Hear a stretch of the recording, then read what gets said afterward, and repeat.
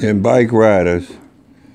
I heard a story one time, man, in El Paso, and I was on my 1000 Kawasaki, and shit, it was on the weekend, and I was going over somebody's house, and I stayed over there for a while, and it was late, so I was going back to the barracks or something. I'm the only one on the road, and Kawasaki just humming, and but this guy had told me a story, man. He was telling me that he was in a pickup truck. He was an old Indian guy. He was in a pickup truck, and he was just going down this dark road like you come into Phoenix or El Paso, and he was flying, man. And he said he looked over to his right, and there was another guy running just along with his truck, just as fast as he was going.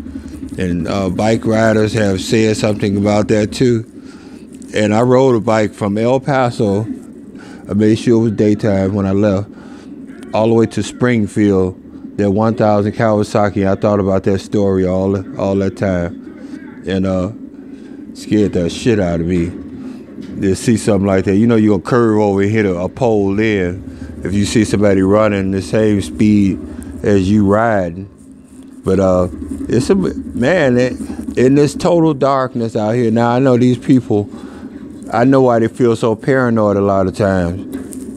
It ain't got nothing to do with well, yeah, it has something to do with the community. Some of the honest people turn to thieves and rob their own community. They know how to get to these different secluded places, and those people could be murdered out there, and nobody would ever hear a shot.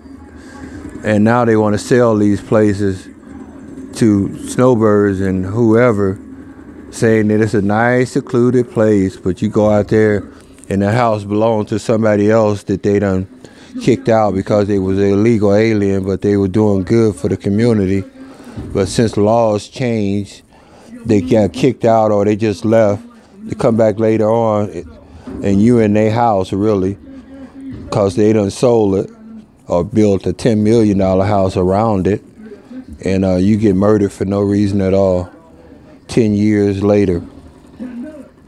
And people get murdered on that property probably forever after.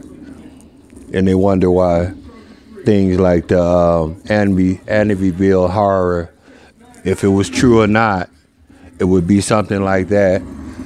Land tucking illegally, or somebody killed because of land, or sacred land of the Native Americans.